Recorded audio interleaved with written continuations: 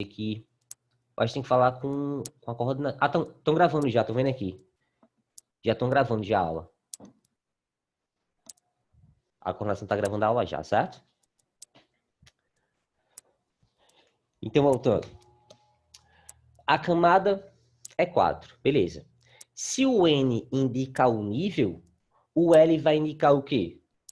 O subnível, né? Lá na distribuição eletrônica, vocês veem, né? Que tem os subníveis S, P, D e F, não é isso? Cada subnível desse vai ser representado por um valor, não é isso? O subnível S vou representar pelo número 0, P pelo número 1, D pelo número 2 e F pelo número 3. Como o L aqui, que representa o subnível, é igual a 0, e esse 0 representa o subnível S. Então, tem, ó, 4S. Beleza? Agora, vamos lá. Vocês viram lá em distribuição eletrônica, né, que cada subnível desse, ele apresenta uma quantidade diferente de orbitais. Lembram disso? O que é que vai ser o orbital atômico? Lembrar que orbital é aquela região em volta do núcleo onde vai existir uma maior probabilidade de se encontrar os elétrons. Então, cada subnível eletrônico, S, P, D e F, vai apresentar uma quantidade diferente de orbitais. Entendeu disso? Se eu colocar aqui, ó, a gente tem os subníveis S, P, D e F. Não é isso? Os subníveis S, P, D e F. Cada subnível desse suporta uma quantidade específica de elétrons, não é isso? S suporta no máximo 2, P no máximo 6, D no máximo 10 e F no máximo 14. Por que esse número específico? Devido à quantidade de orbitais que cada subnível apresenta, né? Então, nós temos, ó, que o subnível S, ele apresenta apenas um orbital. O subnível P vai apresentar 3 orbitais. O subnível D vai apresentar 5 orbitais. E o subnível F vai apresentar um total de 7 orbitais. 1, 2, 3, 4, 5, 6, 7. Não é isso? E cada orbital desse suporta uma quantidade máxima de 2 elétrons. Então, o subnível S, apenas um orbital, S2. Subnível P, 3 orbitais, P6. Subnível D, 5 orbitais, D10. Subnível F, 7 orbitais, F14, tá? Então, nós temos, ó, que cada orbital desse também vai ser representado por um número, não é isso? Como é que eu tenho que esse elemento químico X, o seu número secundário, o L, vale igual a 0? Então, eu sei que o subnível presente é o subnível S. Esse subnível S, ele tem apenas um orbital. E esse único orbital que ele apresenta vai ser a numeração 0, não é isso? Olha aqui. Se o subnível é o S, o L sempre vai ser igual a 0 e o magnético também sempre vai ser igual a 0, tá? Agora, o spin mais meio. Olha aqui, ó. A questão, ela coloca o seguinte, ó.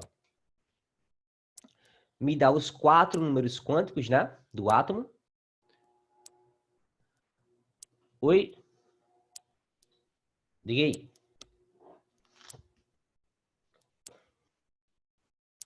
Na parte do magnético. Deixa eu colocar aqui, então, ó. Lembra que viu lá em números quânticos? Os subníveis, né, apresentam seus orbitais. E cada orbital desse vai apresentar uma numeração. Que, no caso aqui, ó, essa numeração vai depender do valor do secundário. Então, tem, ó, que o número quântico magnético para o subnível, para o orbital do subnível S, é 0. Os números quânticos magnéticos dos orbitais do subnível P vão apresentar valores, ó, de -1, 0 e mais 1. O número quântico magnético dos orbitais do subnível D vão apresentar valores, ó, de -2, -1, 0, mais 1 e mais 2. E do subnível F, -3, dá para ver aqui, deixa eu baixar. -3, -2, -1, 0, mais 1, mais 2 ou mais 3. Lembra disso? Então, se o seu subnível é o subnível S, ele tem apenas um único orbital. Se ele tem apenas um único orbital, o seu número quântico magnético sempre vai ser 0. Não tem outra possibilidade. Beleza? Quando L é igual a 0, é porque indica o subnível S. E o subnível S, como tem apenas um único orbital, o seu número quântico magnético só pode ser 0. Não tem outra possibilidade. Beleza? Então, já sei, ó, que o meu elemento químico X, né, a sua distribuição é 4s. Agora, eu tenho que saber quantos elétrons existem nesse nível aqui, não é isso? Como é o S, ou vai ser S1 ou vai ser S2. O que é que vai definir isso aí? É justamente, ó, o spin. E o texto da questão coloca que o primeiro spin presente apresenta o primeiro elétron presente apresenta um spin de mais meio. Então, tem, ó, se o spin do primeiro elétron é mais meio, então tenho que esse elemento químico X aqui, ó, apresenta apenas um único elétron, né? Um único elétron que vai ter um spin mais meio. Então, tem, ó, que a distribuição eletrônica desse elemento X, o seu nível mais externo vai ser o nível 4s1. Beleza? Tranquilo? Então, ó, a partir dos 4 números quânticos que ele me deu, eu defini qual o seu nível mais externo. É o 4s1. Beleza? Se a distribuição desse elemento químico X termina em 4s1, quantos elétrons esse átomo apresenta? Se a sua distribuição acaba em 4s1. Quem lembra aí? 1s2, 2s2, 2p6. Pronto. Perguntaram aqui, ó, com relação ao spin. Lembra que eu falei naquelas aulas, lá no início do ano, né? O spin não tem um padrão fixo, certo? A questão, ela vai dizer qual padrão ela está adotando. Nesse caso aí da questão, né? Ela coloca que o primeiro elétron tem um spin mais meio, né? Então, se aqui o número de spin que ele me deu é mais meio, é porque tem apenas um elétron, beleza? Então, ficou 4s1, tranquilo? Pronto. Então, 4s1 me indica, né, que esse elemento químico X apresenta 19 elétrons. Vou colocar aqui, ó. Ele vai apresentar 19 elétrons.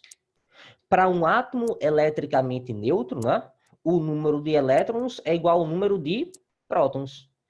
Então, nós temos que esse elemento químico X também vai apresentar 19 prótons. Não é isso? Já posso colocar, ó, que esse elemento químico X apresenta um número atômico igual a 19. Beleza? Até aqui tudo certo? Nesse ponto. Tranquilo, né? Vamos voltar para a questão, então, ó, para a gente poder ver o que ela quer. Beleza. Já sabemos que esse elemento químico X apresenta um número atômico 19. Show de bola. Vamos contar agora aqui, ó. Aí ele fala que esse elemento químico X, que esse átomo, é isótono de um átomo hipotético Y. que possui uma relação com x dada por AY menos AX é igual a 7. O que é que seria esse AY menos AX? Esse A, ele representa o número de massa. Lembra disso? O que é que vão ser isótonos? São átomos que apresentam o mesmo número de nêutrons. Então, para eu identificar quantos nêutrons o átomo apresenta, né, eu tenho que saber quanto é que vale o seu número de massa e também saber quanto é que vale o seu número atômico. Lembram disso? Olha aqui, ó. Volta para cá.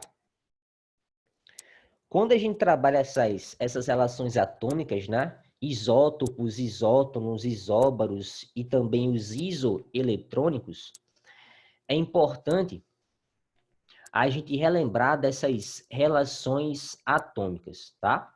Então é o seguinte, todo elemento químico, né? Como vocês já sabem, ele vai ser representado pelo seu símbolo X, e vai apresentar dois valores, um maior número e um menor número, que pode aparecer em cima ou embaixo, não importa. Lembrar que o maior número sempre vai ser o número de massa e o menor número sempre vai ser o número atômico. Lembrar que o número de massa que a gente representa, né, pela letra A, ele vai indicar ao somatório do número de prótons mais o número de nêutrons.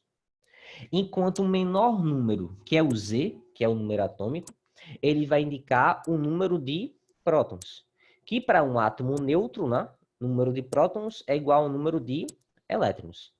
Para a gente identificar quantos nêutrons um átomo apresenta, o que é que a gente faz? Nós pegamos o número de massa e subtraímos do número atômico, beleza? Então, aquela expressão que ele mostrou, AY menos AX, que está aqui, né? AY menos AX é igual a 7, ele quer dizer o quê? Que o número de massa de Y menos o número de massa de X é igual a 7. Beleza? Então, vamos lá. Nós já sabemos que X e Y são isótonos. Vou colocar aqui do lado, ó. Vamos lá desenrolar esse problema aí. Então, nós temos que X e Y são isótonos. Se eles são isótonos, é porque eles apresentam o mesmo número de nêutrons, né? Então, se eles têm o mesmo número de nêutrons, o que é que eu posso colocar? Posso fazer o seguinte. Se eu pegar o número de massa de X menos o seu número atômico, número de massa menos o número atômico, isso me dá o número de nêutrons, não é isso? Isso aqui de X, certo? Número de massa de X menos número atômico de X me dá o número de nêutrons de X. Como X e Y são isótonos, eu posso escrever a mesma relação aqui, só que agora para Y, né? Se eu pegar ó, o número de massa de Y menos o número atômico de Y, eu também vou ter o número de nêutrons de Y, né? Que tem que ser igual porque eles são isótonos.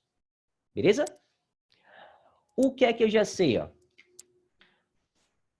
Eu sei quanto equivale o número atômico de X, que a gente acabou de obter, né? O número atômico de X vale quanto, ó? 19, né? Nós obtivemos a partir dos números quânticos. Então, já sei, ó, que esse número atômico de X vale 19. Então, a massa de X menos 19 vai ser igual à massa de Y menos o número atômico de Y. Beleza? Agora, olha aqui. A questão, ela me forneceu, ó, essa relação, ó. AY menos AX é igual a 7. O que é que eu posso fazer? eu posso modificar aqui, né? Manipular essa minha equação para poder chegar nessa mesma aqui, ó. AY menos AX igual a 7.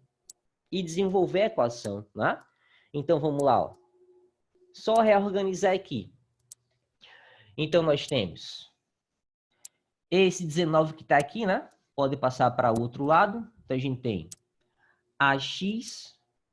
Ele quer saber o AY, no caso, né? Deixa eu colocar para cá. Então, vamos lá. Então, eu vou ter AY menos Z de Y vai ser igual. Se eu passar esse AX para cá, né? Ou esse AX para cá, menos AX é igual a menos 19.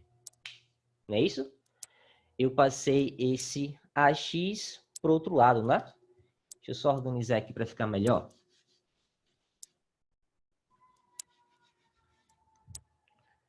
Vamos lá ver.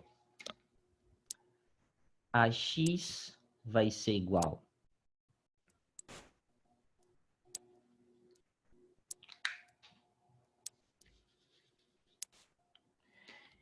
Então, eu tenho menos 19 é igual a Y menos ZY menos AX. Não é isso? Pronto. Agora, esse menos ZY passa para cá, né? Então, vou ter... Vai ficar positivo, né? AY menos AX. AY menos AX vai ser igual a ZY mais 19, né?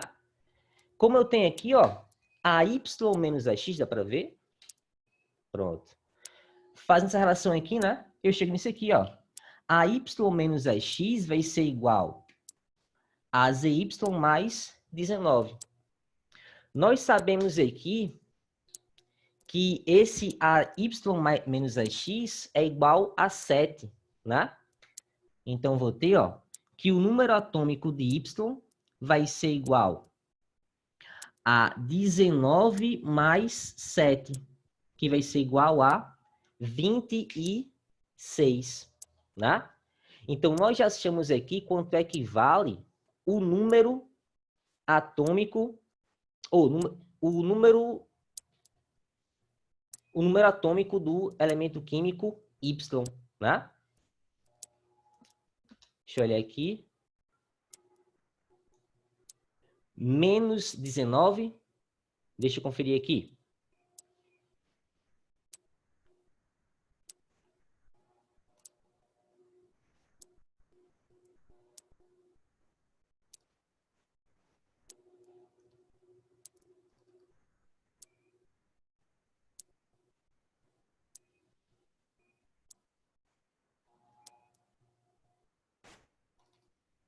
Vamos ver essa equação.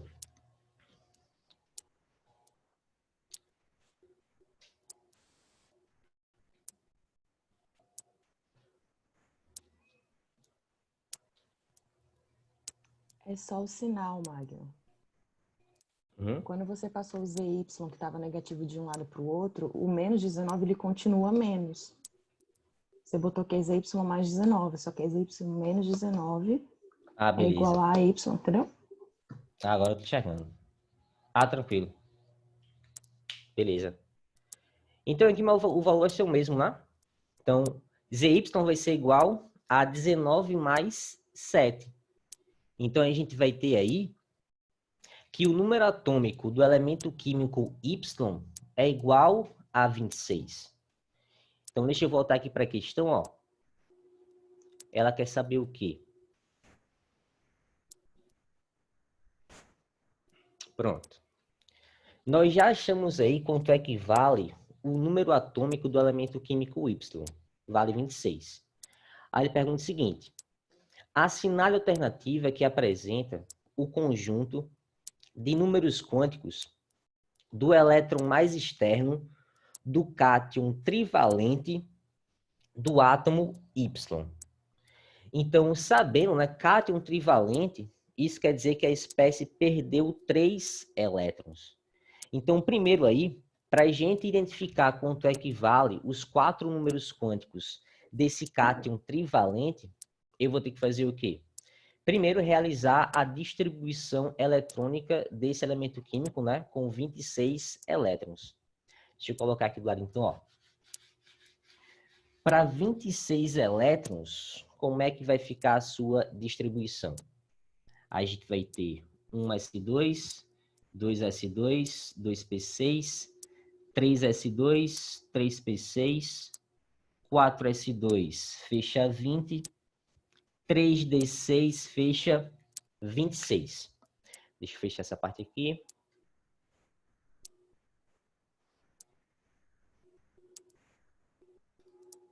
Então, olha aqui, ó.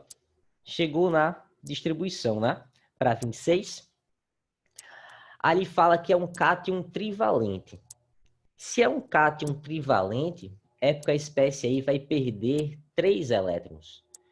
Então, quando a gente vai retirar elétrons de um átomo, né, de uma espécie iônica aí, você sempre começa retirando do nível mais externo para o nível mais interno.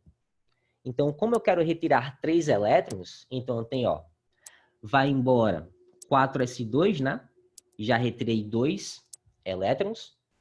Para retirar o terceiro elétron, ele vai vir agora do 3d6. Então, o que antes era 3d6, quando eu retirar um elétron, vai acabar em 3d5. Não é isso? Aí a questão quer saber quanto é que vale os números quânticos, né, desse cátion trivalente. Lembrar que quando você vai retirar os números quânticos, quando você vai definir os números quânticos, você tem que sempre olhar para um nível mais energético. Que nesse caso aqui, agora, né, após perder os 3 elétrons, o nível mais energético, ó, é o nível 3d5. Então, vamos lá. Para 3d5, como é que eu vou definir os seus 4 números quânticos?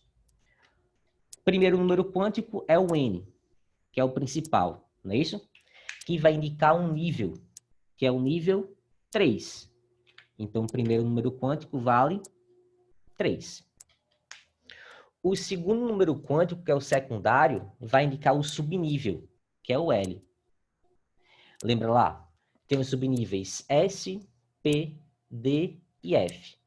S representa por 0, P por 1, D por 2 e F por 3. Como é que o subnível é o subnível D, número quântico secundário vai ser o 2. Não é isso?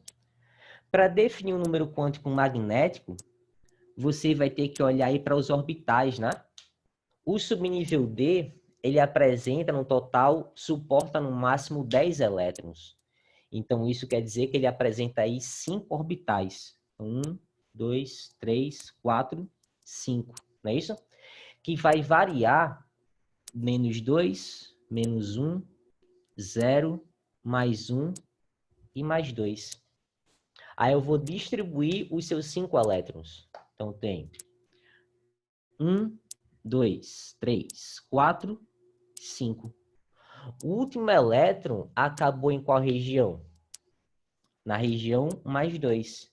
Então, o número quântico magnético, né, vai valer mais 2. E o último vai ser o spin.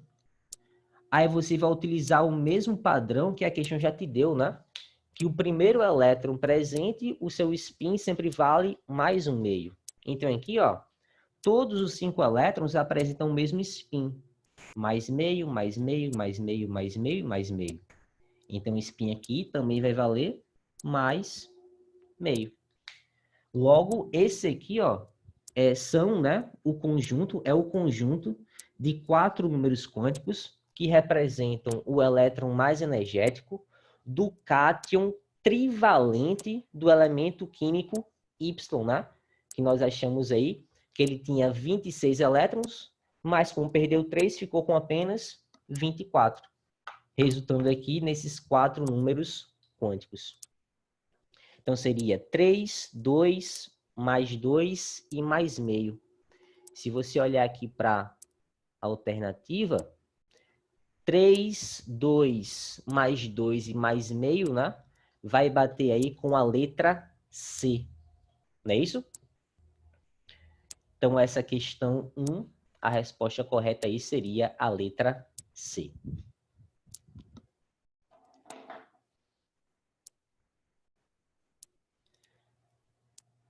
Tudo tranquilo?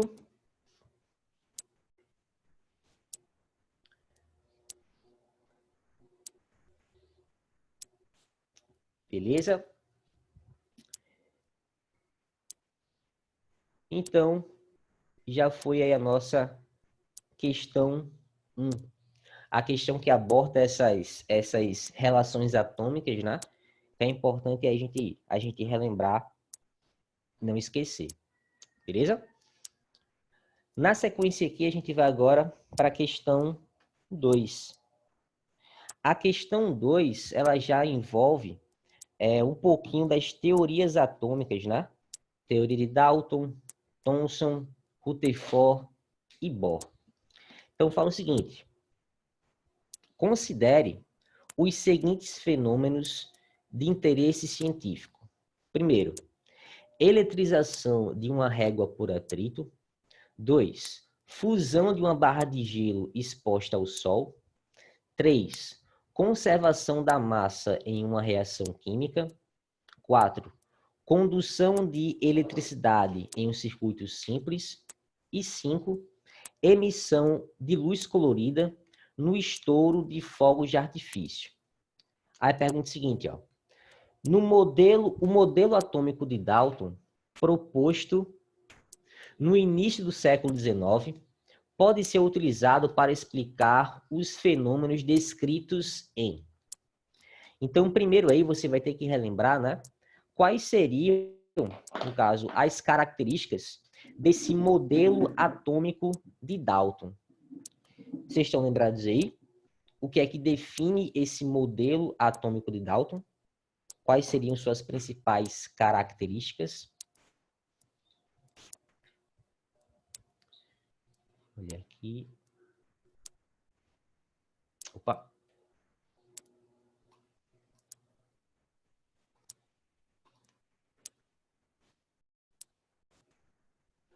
Pronto, então vamos lá. Vamos fazer um resumo geral, né? O primeiro modelo científico foi o de Dalton, não é isso? Lá no modelo de Dalton a gente tem que o átomo é considerado uma esfera maciça, indivisível, indestrutível, né? Que ficou conhecido como modelo da bola de bilhar.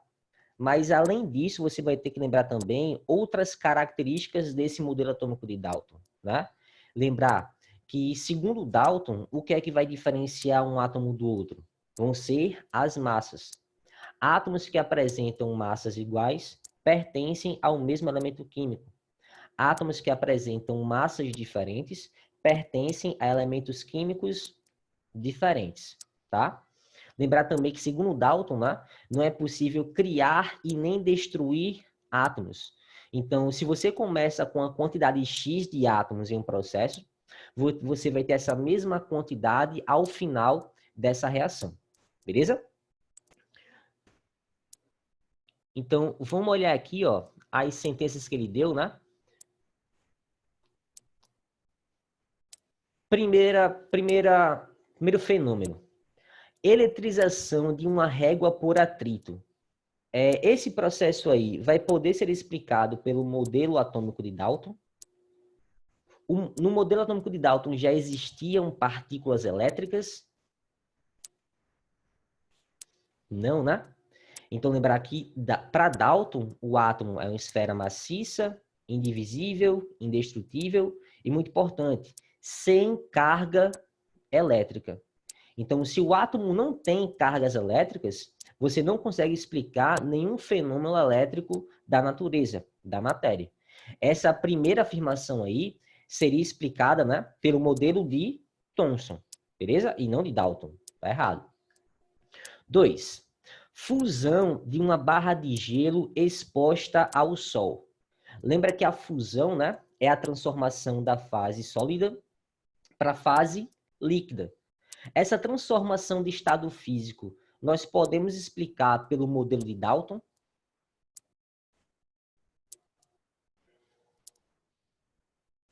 Sim, né? Porque lá no modelo de Dalton, ele também já explica a diferença que existe entre os estados físicos da matéria. O estado sólido são formados por partículas mais compactadas, né? Praticamente não existe espaço vazio entre elas. Já no estado líquido, esses átomos conseguem se movimentar em relação aos outros. Então, as transformações de estado físico, nós conseguimos sim explicar pelo modelo de Dalton. Seria um problema. Terceiro, conservação da massa em uma reação química, que é a lei da conservação da massa, né? A lei da conservação da massa, nós conseguimos aí explicar pelo modelo atômico de Dalton. Também, né?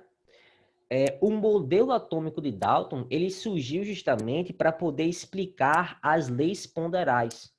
O que é que são as leis ponderais? São duas, né? Basicamente, a lei da conservação da massa e a lei das proporções constantes, né? São duas leis que governam toda e qualquer reação química.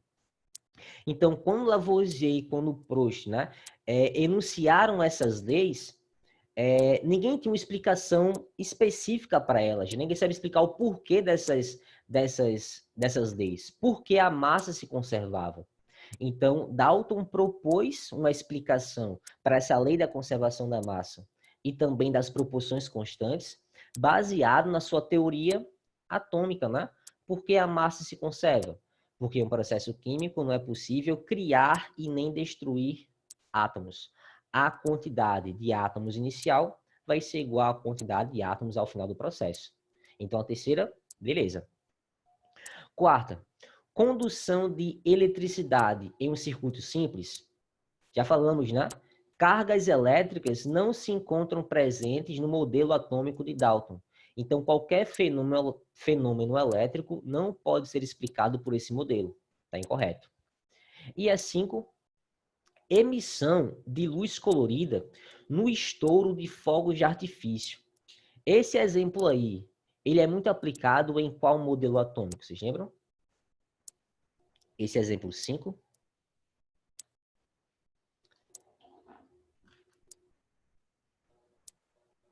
Isso. No modelo atômico de Bohr, né, do salto eletrônico, dos níveis de energia. Um elétron é excitado, né, do nível mais interno para um nível mais externo. Quando ele retorna ao seu nível natural, ele vai liberar aquele pacote extra de energia que foi absorvido na forma de luz. Então, nesse caso aí, as únicas afirmações que podem ser explicadas pelo modelo atômico de Dalton vão ser os fenômenos, né? 2 e 3. 2 e 3 vai bater aí com a letra B. Beleza? Deixa eu olhar aqui. As proposições, no caso A1 e A4, certo? Que envolvem cargas elétricas, são fenômenos explicados pelo modelo de Thomson. Beleza? Então, teria que A1 seria Thomson, A2 e A3 seria Dalton, ou desculpa, A4 seria Thomson também, e A5 seria o modelo de Bohr. Beleza? Isso. 1 e 4 seria Thomson, tá? 2 e 3 Dalton e 5 Bohr. Beleza? Então, é bom também ficar de olho nesses modelos atômicos. É importante relembrar as principais características de cada um deles, tá? Não esquecer. Vale a pena dar uma revisada aí. Vamos lá, próxima questão. Beleza. Questão 3. Essa questão 3 ela já aborda vários outros conceitos, né? Mas vamos trabalhá-las aqui. Vamos lá. Fala o seguinte. Em algumas operações militares, grupos especiais utilizam artefatos explosivos como granadas de mão, denominadas de luz e som, ou atordoantes. Após sua deflagração, a granada gera, como efeitos, um estampido muito alto e um intenso flash de luz, que atordoa o oponente. Essas granadas desse tipo podem possuir como reagente, componente principal, o magnésio metálico em pó. Considerando a luz emitida por esta granada como resultado de uma reação química entre o magnésio metálico pulverizado e o oxigênio do ar, tem-se a equação abaixo, né? Magnésio mais oxigênio formando MgO mais luz. Vamos relembrar um pouquinho daquela parte que a gente viu de classificação de reação química. Lembra disso? Nós temos lá os 4 tipos de classificação de reação inorgânica, né? Nós temos a reação de adição, decomposição, simples troca e dupla troca. Não é isso? Lembrar que reação de adição também é classificada como reação de análise, síntese, decomposição também classificada como análise, simples troca também classificada como deslocamento, e dupla troca vocês também podem encontrar como duplo deslocamento, tá? Essa reação aí que ele está me dando seria uma reação que se encaixa em qual tipo de classificação? Uma reação de adição, decomposição, simples troca ou dupla troca?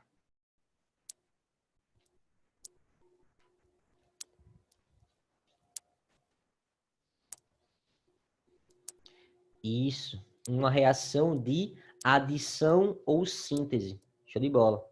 Lembra, como é que eu consigo identificar se a reação é de adição ou decomposição? Lembra, ó, que na reação de adição, você sempre vai partir de 2 ou mais reagentes para formar apenas um produto. Decomposição é o inverso. Você vai partir de apenas um reagente para formar 2 ou mais produtos. Simples troca. Você vai ter a reação entre uma substância simples e uma substância composta, para no final também ser formado uma substância simples e outra composta. E na reação de dupla troca, você vai ter a reação entre 2 substâncias compostas, no final também formando 2 outras substâncias compostas. Nesse caso, essa reação vai ser uma reação de adição ou síntese. Beleza? Analisando ainda essa reação, certo? Essa reação de adição, como está expressa aí, tá? Seria uma reação de adição endotérmica ou exotérmica? Pela equação que ele apresentou aí. Seria uma reação endotérmica ou exotérmica? Pronto, isso mesmo. Seria uma reação exotérmica, né? Porque essa reação, além de formar o produto, que é o MgO, não é isso? Ela também libera uma certa quantidade de energia. Nesse caso, energia na forma de luz. É uma reação exotérmica, tá? Show de bola. Então, analisando a reação, vamos olhar agora, né? Para as afirmações que ele me dá aí. Fala o seguinte, ó. Primeiro, essa é uma reação de simples troca? Deixa eu olhar aqui. Pronto. Perguntaram se essa é uma reação de combustão. Sim, essa também é considerada uma reação de combustão, mas não combustão de matéria orgânica, né? Seria uma reação de combustão de um metal. No caso, o termo mais correto seria uma reação de oxidação, porque a gente utiliza mais a combustão, o termo combustão, quando seria uma reação de oxidação de matéria orgânica, tá? Como é que é uma oxidação de um metal, o termo combustão não é tão utilizado, mas, por definição, também está correto, tá? Mas o termo mais utilizado aí seria uma reação de oxidação. A combustão a gente vai utilizar quando esse reagente, esse combustível for uma substância orgânica, um hidrocarboneto, por exemplo. Cinco, a primeira. Essa é uma reação de simples troca? Não, né? Já vimos aí que essa reação é uma reação de adição. Está incorreto. 2. Nesta reação ocorre oxidação do magnésio metálico? Olha aqui. Essa questão é legal porque ela já aborda também um pouquinho sobre oxidação e redução, não é isso? Olha aqui. Essa reação é uma reação de oxidação, né? Inicialmente aqui, quanto é que vai valer o NOx desse magnésio? Quanto é que vale o NOx de toda substância simples? Isso. O NOx de toda substância simples sempre é zero. Então, aqui, ó, substância simples zero, substância simples zero. Numa substância composta, quanto é que vai valer o NOx do magnésio e do oxigênio, respectivamente, aí? Isso. O magnésio pertence à família 2A, é um metal alcalino terroso, né? Então, o seu NOx é sempre mais 2. E o oxigênio, o seu NOx vai ser menos 2, né? Para uma substância neutra composta, a soma do NOx de cada átomo, ao final, tem que ser igual a zero. Beleza. Então, vamos lá. Nesta reação, ocorre oxidação do magnésio. Olha aqui. O magnésio saiu de um NOx 0 para um NOx mais 2. Se aumenta o NOx da espécie, o que acontece aí é uma oxidação ou uma redução? Isso. Se você aumenta o NOx, o que ocorre é uma oxidação. Se você diminui o NOx, o que ocorre vai ser uma redução. Nessa reação, o magnésio sofreu a oxidação, enquanto o oxigênio sofreu uma redução.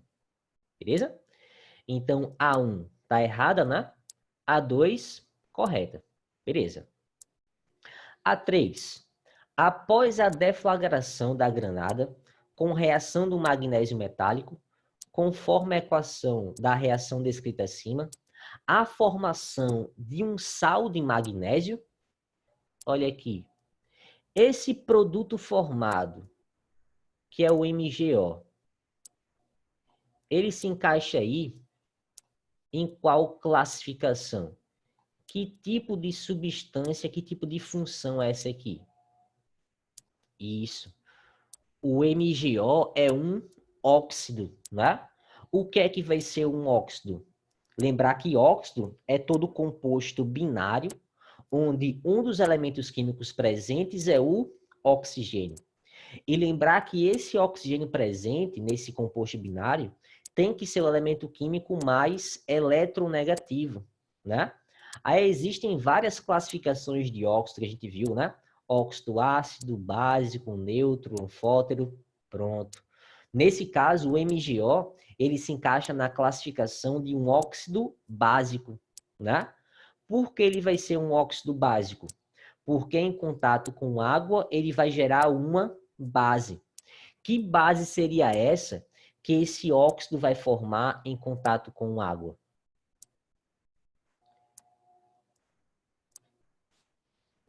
Isso. Ele vai formar o hidróxido de magnésio, que é o MgOH2. Beleza? Então, a afirmação 3 está correta. Ou, correta não, está incorreta, né? Porque não é um sal, é um óxido. Então, a 3 está incorreta. A 4. Conforme o diagrama de Pauling, a distribuição eletrônica do cátion magnésio vai ser 1s2, 2s2, 2p6. Aí você teria que saber, né, que o número atômico do magnésio é 12, não é isso? Então, a distribuição eletrônica para 12 elétrons seria 1s2, 2s2, 2p6, né? E fechando com 3s2. Mas a questão não quer saber a distribuição do magnésio neutro, quer saber a distribuição do cátion magnésio, do magnésio 2+. Ou seja, ele perdeu 2 elétrons. Então, quando perde 2 elétrons, você sempre vai retirar os elétrons da camada mais externa. Então, vai bater justamente com isso aqui, ó. 1s2, 2s2 e 2p6. Beleza. Então, a afirmação 4 está correta. Tranquilo? Próxima é a 5. Após a deflagração da granada, com reação do magnésio metálico, ocorre a formação de óxido de magnésio e gás hidrogênio como produtos. E aí? Essa afirmação 5, ela está correta?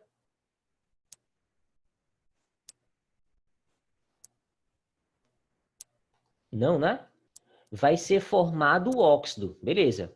Mas o gás hidrogênio não se encontra presente nessa composição, né? Então, a 5 está incorreta, porque não é formado o gás hidrogênio. É formado apenas o óxido e luz. Então, a 5, incorreta. A 6, as ligações químicas existentes entre os átomos de magnésio metálico são denominadas de metálicas. E as ligações químicas existentes entre os átomos no óxido de magnésio são denominadas iônicas. E aí? Essa afirmação 6, ela vai estar correta? Sim, né? Lembrar, ó, que toda substância metálica, todo metal puro, né, como o magnésio, ele sempre vai ser formado por apenas ligações metálicas, né? Metal mais metal. Já o composto iônico, como esse óxido, o MgO, é formado por ligações iônicas, que vai envolver a ligação entre um cátion e um ânion, né? Um metal e um ametal. Então, correto. A afirmação 6 está correta.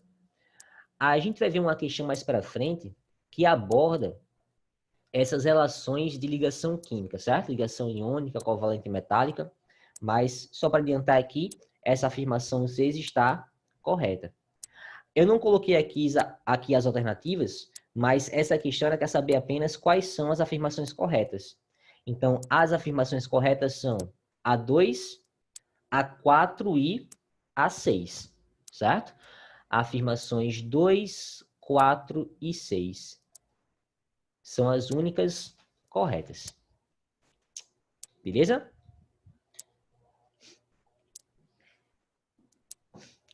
Tranquilo? Deixa eu passar aqui agora. Cadê? Foi.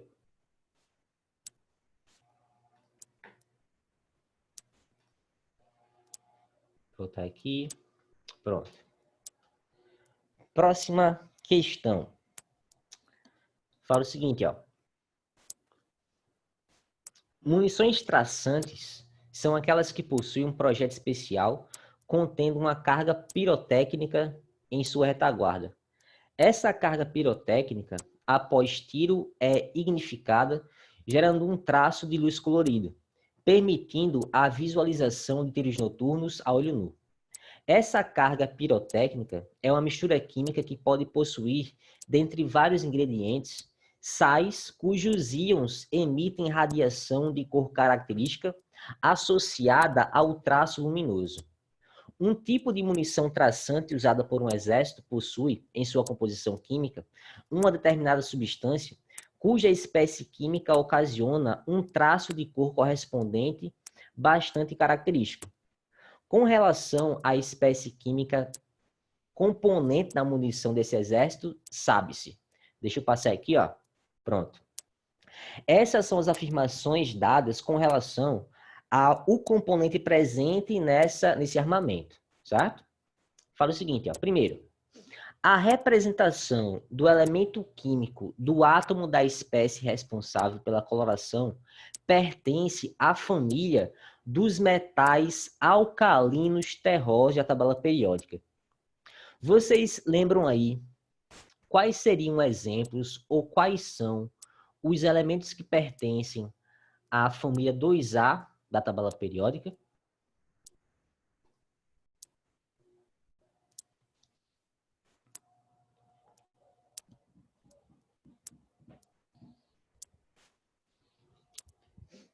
Pronto, você tem, né? Berílio, magnésio, cálcio, estrôncio, bário e rádio. O Enem, ele não fornece tabela periódica, né?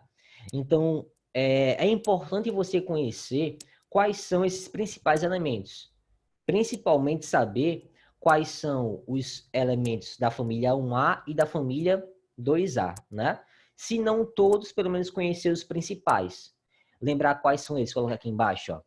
Da família 1A, dos metais alcalinos, você tem o lítio, o sódio, o potássio, o rubídio, o césio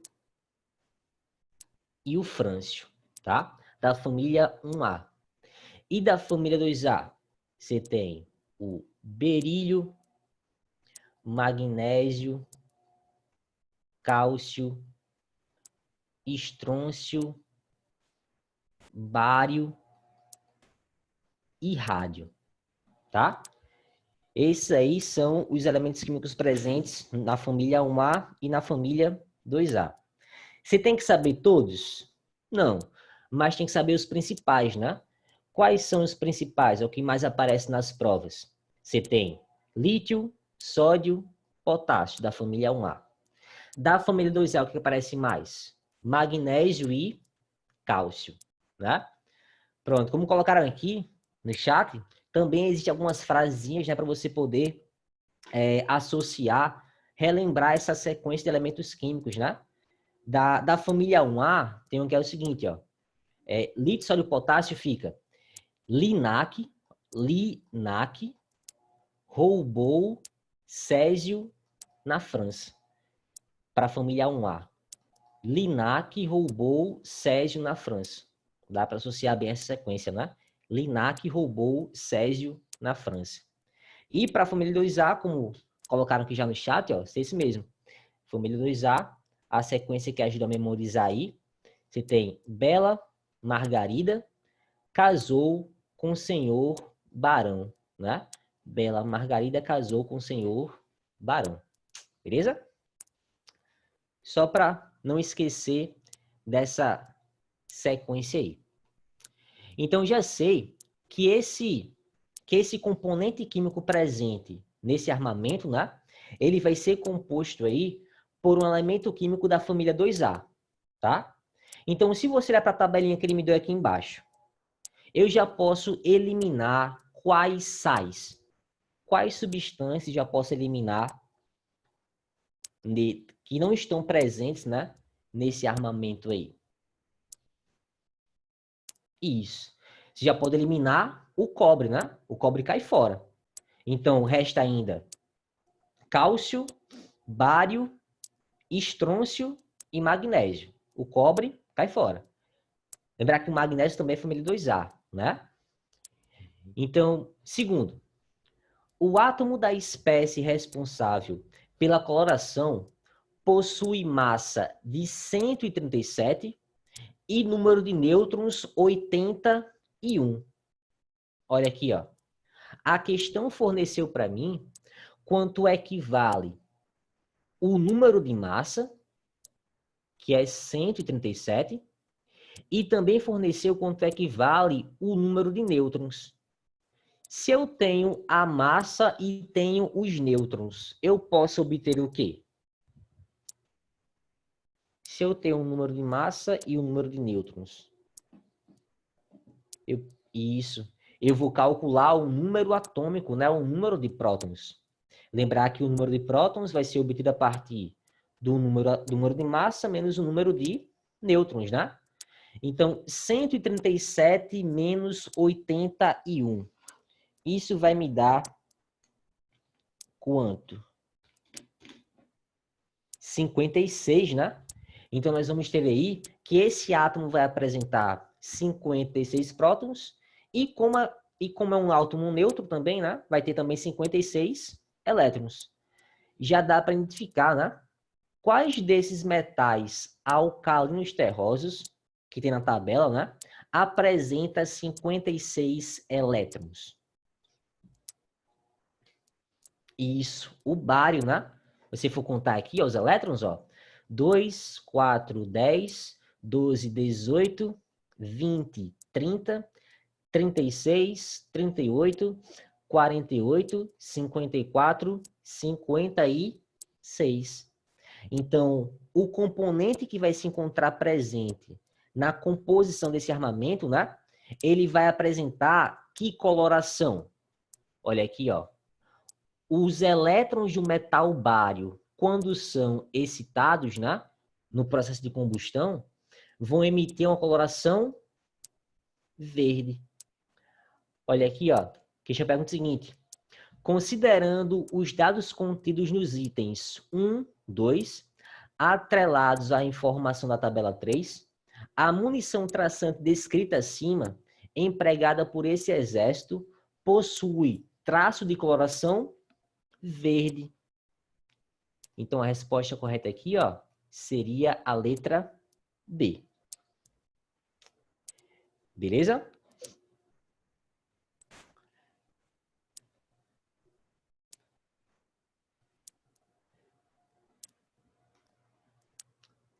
Tranquilo? Tudo certo? Então, já foi mais uma questão aí para conta.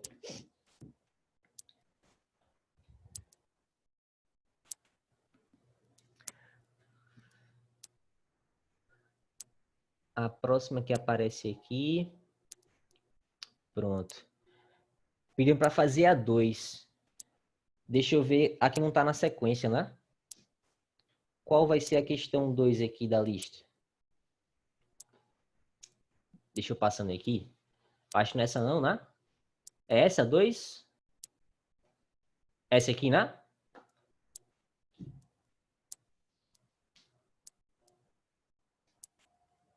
A 2 que você fala é essa?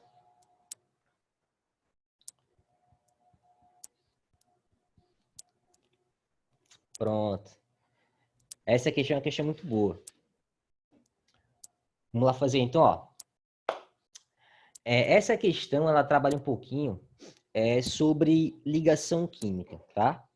Quando a gente vê ligação química, né, a gente estuda que tem a ligação iônica, covalente e metálica, não é isso? Aí a gente aprende, ligação iônica é uma ligação que ocorre entre metal e ametal, ou hidrogênio e metal, não é isso? Ligação covalente, ligação que acontece entre não metais, hidrogênio mais hidrogênio, hidrogênio mais ametal, ou ametal mais ametal.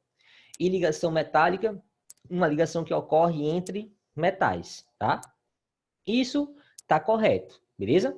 Mas a gente fala também que as ligações químicas, elas não são, por exemplo, uma ligação puramente iônica, uma ligação puramente covalente ou uma ligação puramente metálica. Existem ligações que apresentam um caráter, um maior caráter iônico, ou um maior caráter covalente, ou um maior caráter metálico. Não existe uma ligação 100% iônica, ou 100% covalente, ou 100% metálica. Na verdade, o que existe é uma ligação com maior caráter iônico, um maior caráter metálico, ou um maior caráter covalente. Mas para a gente, né, essas definições básicas ajudam bastante. Metal mais ametal, iônica, ametal mais ametal covalente, metal mais metal metálico. Isso ajuda bastante, certo? Nessa questão fala o seguinte, ó. O diagrama de Van Arkel-Ketelaar, ou diagrama de Ketelaar, apresenta uma visão integrada das ligações químicas de compostos binários, representando os 3 tipos clássicos de ligação nos vértices de um triângulo. Está aqui. Pronto. Os vértices esquerdo e direito da base correspondem, respectivamente, aos elementos menos e mais eletronegativos, enquanto o vértice superior do triângulo representa um composto puramente iônico, com base no diagrama, assinale a opção que apresenta o composto binário de maior caráter covalente. Vamos lá ver. Ó. Nessa questão, aqui na apresentação, eu dei uma adaptada, tá? Porque para você conseguir resolver essa questão, você teria que ter acesso aos valores da eletronegatividade de cada elemento químico presente nas alternativas. Mas vamos aqui por partes, tá? A gente consegue definir o caráter da ligação, se é uma ligação iônica com maior caráter iônico, metálico ou covalente, conhecendo a eletronegatividade de cada elemento químico presente na composição da substância, tá? Então é importante lembrar aí, primeiro, qual vai ser a definição de eletronegatividade. Vocês lembram? Qual a definição de eletronegatividade? O que é que vai ser a eletronegatividade? Basicamente.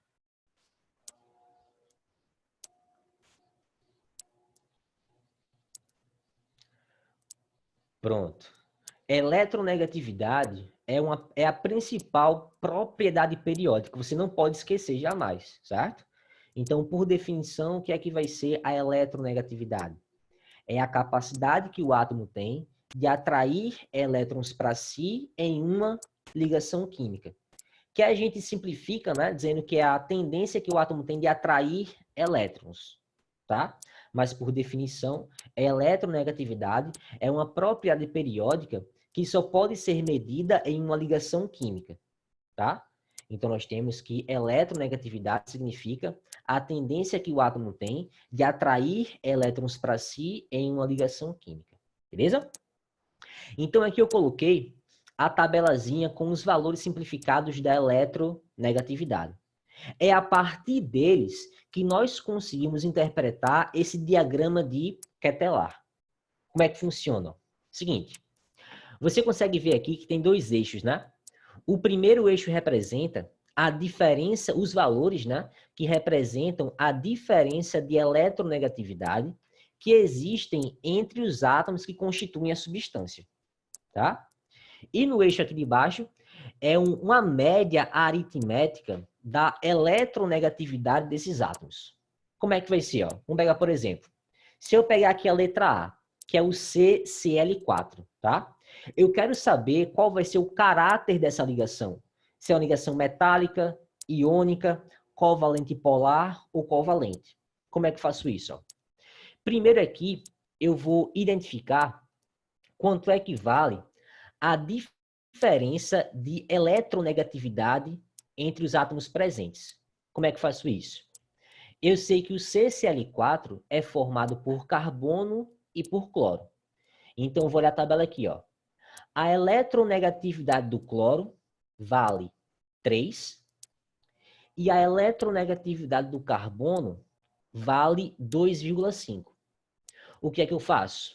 Eu vou subtrair a maior eletronegatividade menos a menor.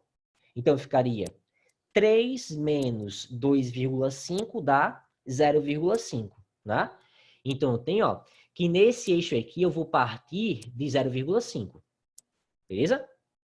Agora, para achar o outro ponto aqui, eu tenho que calcular quanto equivale a média aritmética da eletronegatividade desses dois elementos químicos presentes na substância. No caso, eu pego 2,5, que é do carbono, mais 3, que é do cloro. Então, fica 2,5 mais 3 e divide por 2, né? No caso, ficaria 5,5, né? 5,5 dividido por 2 vai me dar um valor de 2,75, que aqui no gráfico vai se encontrar mais ou menos nessa região aqui, né? Vou traçar aqui a linha, ó. Então, eu tenho 0,5 e 2, ficou meio torto aqui, mas deu certo. E 2,75. Ou seja, o CCl4 é uma substância que apresenta uma ligação com caráter covalente. Beleza? Uma substância de caráter covalente. Eu vou fazer essa mesma análise para as outras 4 substâncias, tá? Fazer mais um aqui, ó. Fazer a letra B. O C3N4. Mesma ideia, ó. Primeiro eu vou obter o eixo da diferença de eletronegatividade, onde eu pego o valor da maior eletronegatividade e subtraio da menor, né? Então, tenho o nitrogênio vale 3 e o carbono vale 2,5. 3 menos 2,5 também dá 0,5. Beleza. Agora eu vou para outro eixo, vou calcular a média. 2,5 mais 3 dá 5,5. Dividido por 2 também vai dar 2,75, né? Aqui, ó, vai parar no mesmo eixo. Então, tenho que o C3N4 também apresenta um caráter covalente. Tenta fazer a mesma coisa agora para o CO2, NO e OF2. A questão quer saber qual deles aí vai apresentar o maior caráter covalente. Deixa eu ver aqui rapidinho. Pronto, deixa eu fazer mais um então. Pegar a letra C, certo? Que é o CO2. Eu quero saber qual vai ser o caráter da ligação presente no CO2. Se é uma ligação com maior caráter, se é uma ligação com maior caráter metálico, iônico, covalente polar ou covalente. Então, para definir o caráter dessa ligação, eu tenho que fazer, ó, tenho que calcular quanto equivale cada valor desse nesses eixos, certo? O primeiro eixo vai ser obtido a partir da diferença de eletronegatividade entre os átomos. Então, olha aqui. Carbono e oxigênio. Vamos lá. A eletronegatividade do oxigênio vale 3,5. Do carbono vale 2,5. Então, pego 3,5 menos 2,5 dá 1, certo? Então, aqui, ó, eu sei que para o CO2 começa a partir daqui, do 1, beleza? Agora, o segundo eixo, eu vou definir a partir da média aritmética dessas eletronegatividades. Então, ficaria 3,5 mais 2,5 vai me dar 6. 6 dividido por 2 dá 3, né? Então, eu tenho ó, que para o CO2, eu tenho esses dois valores, 1 e 3. Vou traçar aqui o ponto de encontro entre eles. Então, 1 e 3. Então, já tem ó, que o CO2 é uma substância que apresenta uma ligação com caráter covalente polar. Beleza? Tranquilo? Pronto.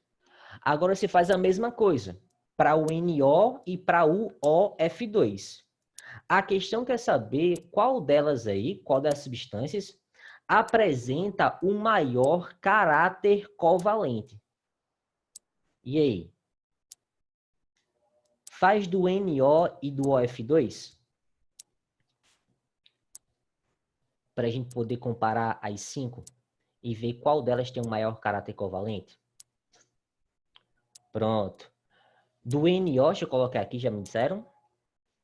O NO está entre 0,5 e 3,25. Então, mais ou menos aqui, ó. Né? O NO vai estar mais ou menos aqui, nessa região. Beleza? E o OF2 vai se encontrar em qual região, mais ou menos, aí do gráfico?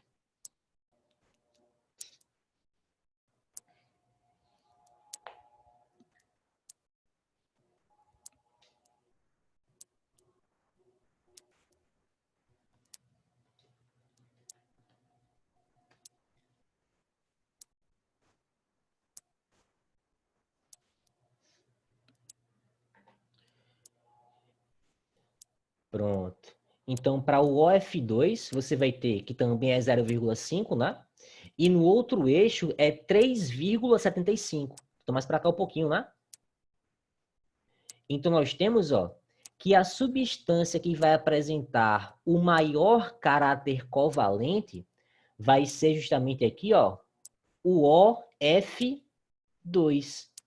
Olha aqui. Por que o OF2 tem um maior caráter covalente? Porque é a substância que apresenta a menor diferença de eletronegatividade entre os átomos. Lembra disso? A gente pode associar que o tipo de ligação química que vai existir entre os átomos, né, vai depender da diferença de eletronegatividade que existe entre eles. Quanto maior for a diferença de eletronegatividade entre os átomos, maior vai ser a polarização dessa ligação. Aí a gente pode colocar que maior vai ser o caráter iônico dessa ligação. Quanto maior a diferença de eletronegatividade, maior a polarização, maior o caráter iônico da ligação. Quanto menor for essa diferença de eletronegatividade, menor vai ser a polarização, ou seja, menor vai ser o caráter iônico. Por consequência, maior vai ser o caráter covalente dessa ligação. Beleza? Por que não pode ser a letra C? Porque a letra C, ela bate aqui na região covalente polar. E a questão quer saber especificamente o maior caráter covalente apenas, e não covalente polar. Beleza? Se fosse covalente polar, seria o CO2. Mas como ele quer apenas covalente, então seria o OF2. Tranquilo? Beleza? Então, se aparece de repente uma questão que envolva esse diagrama, é bom você já conhecer, né, como é que funciona, como é que você pode interpretar esse diagrama aí, tá? Lembrando que para você poder fazer a interpretação do diagrama, você teria que ter, né, como dados aí, as eletronegatividades de cada elemento químico presente na composição da substância. Lembrar que os dois eixos, né? O primeiro eixo você obtém a partir da diferença de eletronegatividade, o eixo vertical, e na horizontal você obtém a partir da média aritmética das eletronegatividades. Beleza? Vamos seguir a sequência aqui, então? Pronto. Próxima questão que aparece aqui, ó, fala o seguinte. O tempo, temos tempinho ainda. O gráfico a seguir apresenta uma relação entre as temperaturas de ebulição dos hidretos dos 4 primeiros elementos das colunas 4A, 5A, 6A e 7A, e seus respectivos períodos na tabela periódica. Então, lembra, ó, família 4A é a família do carbono, 5A, família do nitrogênio, 6A são os calcogênios, né? E 7A são os halogênios. Aí aqui ele mostra, né, um gráfico onde você tem a temperatura, no caso aí a temperatura de ebulição das substâncias, né? Com relação ao aumento do período da tabela periódica. Segundo período, terceiro período, quarto período, quinto período e por aí vai. Beleza? Então, analisando o gráfico, ele pede para analisar as seguintes afirmações. Vamos lá ver. Primeiro, a temperatura de ebulição para os hidretos dos elementos situados no mesmo período cresce com um número atômico. Então, vamos lá. A temperatura de ebulição para hidretos de elementos situados em um mesmo período cresce com um número atômico. Vou voltar para o gráfico. Ó. Pronto. Eu vou pegar aqui um período fixo, né? Se eu pegar, por exemplo, aqui o período fixo, 2, segundo período. Deixa eu marcar aqui. Para o segundo período tem aqui o CH4, o NH3, o HF e o H2O, certo? O que é que você consegue verificar aí? Que a temperatura de ebulição ela está aumentando, não é isso? Então, o que é que diferencia um hidreto do outro? É o elemento químico presente. Carbono, nitrogênio, flúor e o oxigênio, tá? Então, olha aqui, ó. A afirmação fala o seguinte, vou voltar. A temperatura de ebulição para hidretos situados em um mesmo período cresce com um número atômico. Olha aqui. O número atômico do carbono, no caso aqui do carbono é 6, do nitrogênio é 7, do flúor é 9, do oxigênio é 8. Se eu pegar essa mesma análise aqui, ó, silício, fósforo, cloro enxofre, né? Eu tenho que a massa do silício é 28, a massa do fósforo é 31, a massa do enxofre, ou do cloro, é 35,5, a massa do enxofre é 32. Então, você consegue ver numa relação, né? Quando você aumenta o número atômico, você aumenta a temperatura de ebulição. Então, essa relação estaria correta, né? Então, a primeira relação, ela pode ser correta. Só que também tem que analisar, ó, que existem aqui algumas exceções, né? Olha aqui. O flúor tem número atômico 9 e o oxigênio tem número atômico 8. Mas mesmo assim apresentam a maior temperatura, né? Então, essa relação não é uma regra fixa. Vamos guardar essa afirmação 1. 2. Um dos fatores responsáveis pela diferença observada entre as temperaturas de ebulição das moléculas é a massa molar. Nesse caso aqui, a massa molar, ela vai interferir na temperatura de ebulição? O que é que vocês acham? Pelo gráfico aí. A massa das substâncias interfere na temperatura de ebulição dos compostos? Sim, né? Quanto maior for a massa molecular do composto, maior também vai ser a sua temperatura de ebulição. Olha aqui, ó. Quando você aumenta os períodos, né? Você, por consequência, aumenta a sua massa atômica, o que promove uma elevação da temperatura de ebulição. Então, a afirmação 2 é uma relação correta. Beleza. Vamos olhar a 3. A maior eletronegatividade dos elementos oxigênio, flúor e nitrogênio está relacionada com os maiores valores das temperaturas de ebulição da água, do ácido fluorídrico e da amônia? E aí, essa afirmação 3, ela vai estar correta? Analisando o gráfico aí que ele me deu? Sim, né? Se você voltar aqui para o gráfico, olha aqui, ó. Nós temos que o nitrogênio, no caso, o NH3, o HF e o H2O, são as substâncias que apresentam as maiores temperaturas de ebulição. Porque, respectivamente, né, nós temos aí que flúor, oxigênio e nitrogênio são os elementos mais eletronegativos que existem. Então, a afirmação 3 ela está correta. A 2 está correta, a 3 está correta. A 4. Os hidretos dos calcogênios têm temperaturas de ebulição menores do que os hidretos dos halogênios correspondentes nos períodos. Deixa eu voltar aqui, ó, agora aqui, ó. Calcogênios, né, seria a família 6A. No caso aqui do oxigênio. Oxigênio, H2O, H2S, H2SE e H2TE. No caso aqui, ó, todos os hidretos dos calcogênios, eles apresentam uma maior temperatura de ebulição do que os hidretos dos halogênios. Então, no caso, essa afirmação, né, ela estaria incorreta.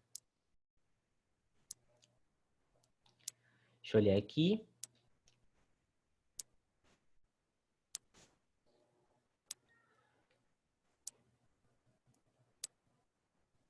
H2O, H2S, H2SE, H2TE. Sim, o H2TE também tem no caso, em comparação a quem está abaixo dele, né? Ele também teria uma temperatura um pouco mais alta.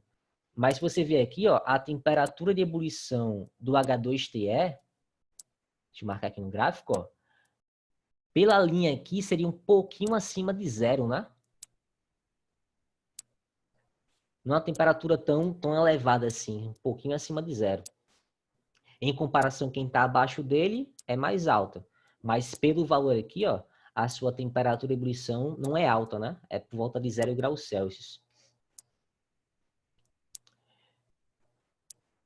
Então, deixa eu voltar aqui para as alternativas.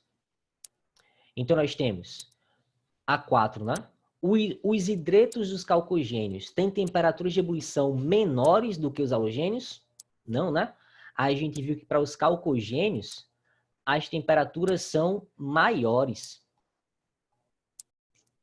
Calma. Pronto. Para os calcogênios, a temperatura é maior e não menor. Então, a 4 vai estar incorreta. Como aqui tem apenas duas opções corretas, né? Então, as únicas completamente corretas seriam as afirmações 2 e 3. No caso, bateria com a letra C, né? A 1 ela está incorreta porque não existe uma variação fixa, né? No caso aqui, ó, a temperatura de ebulição para os hidretos dos elementos situados em um mesmo período cresce com o número atômico. A gente viu que tem exceções, né? Olha aqui, ó, para o mesmo período. Segundo período, carbono, número atômico 6, nitrogênio, número atômico 7, flúor, número atômico 9, oxigênio, número atômico 8. Não tem uma relação crescente correta, não, uma relação fixa. Então, você não pode associar o aumento da temperatura de ebulição com um valor fixo dado o número atômico. Então, a 1 estaria incorreta. As únicas corretas aí seriam a 2 e a 3. Beleza? Temos um tempinho ainda. Dá para fazer mais uma ou duas questões. Vamos seguir a sequência aqui. Fala o seguinte, ó. Considere a tabela que apresenta propriedades físicas das substâncias 1, 2, 3 e 4. Aí me dá a solubilidade em água, a condução de eletricidade em solução aquosa e a condução de eletricidade no estado líquido. Essas são características, né, que nos permitem aí diferenciar os tipos de compostos. Lembra que a gente viu? Você pode ter um composto iônico, um composto covalente, um composto molecular, um composto metálico. Não é isso? Cada composto desse vai apresentar propriedades diferentes. Beleza? E uma das principais características aí que permite diferenciar um do outro é a sua condutibilidade elétrica, né? Quando você varia o estado físico dessas substâncias. Então, vamos olhar aqui, ó. A substância 1, sua solubilidade em água é immiscível. Isso quer dizer o quê? Que a substância 1, ela não solubiliza em água. Condução de eletricidade em solução aquosa. Ou seja, uma substância, por não dissolver em água, ela não vai conduzir água, não vai conduzir corrente elétrica em meio aquoso, né? Não acontece. E a terceira, condução de eletricidade no estado líquido. Quando você derreter essa substância, ela vai conseguir sim conduzir corrente elétrica. Você faz a mesma análise para as substâncias 2, 3 e 4. Aí ele quer saber o seguinte, ó. A natureza iônica é observada somente em qual ou quais substâncias, né? Então, vamos lembrar aqui quais seriam as principais características de um composto iônico. Estão lembrados? Quais seriam as principais características de um composto iônico? Todo composto iônico a temperatura ambiente, ele vai se encontrar em qual estado físico? Sólido, líquido ou gasoso? Isso. Todo composto iônico a temperatura ambiente é sólido. Beleza. Todo composto iônico, as suas temperaturas de fusão são muito altas ou muito baixas? Isso, todo composto iônico apresenta uma elevada temperatura de ebulição. Beleza. Os compostos iônicos no estado sólido são materiais condutores ou isolantes elétricos? Isso. Compostos iônicos no estado sólido são materiais isolantes. Quando é que esse composto iônico vai conduzir eletricidade? Quando dissolvidos em água, em meio aquoso, né? Ou quando fundidos, quando derretidos. Aí sim você consegue separar os íons, né, do retículo cristalino e fazer com que eles possam conduzir eletricidade. Então, sabendo essas características, né, dessas 4 substâncias, qual delas aí vai ser uma substância iônica? Ou quais delas, né, vão ser substâncias iônicas? A2? Apenas A2? Vamos lá ver então. 2. Solubilidade em água é miscível, ou seja, solubiliza em água. Beleza. Condução de eletricidade em solução aquosa. Conduz. Então, todo composto iônico que é solúvel em água, ele vai conduzir corrente elétrica. Beleza. E quando você derrete o composto, né, no estado líquido, também vai conduzir eletricidade. Beleza. Então, a única substância aí que apresenta características de um composto iônico vai ser a substância 2. Então, vai bater com a letra A. Show de bola. Então, essa questão vai ser a resposta letra A. Apenas a substância 2. Deixa eu ver se dá tempo de fazer mais uma.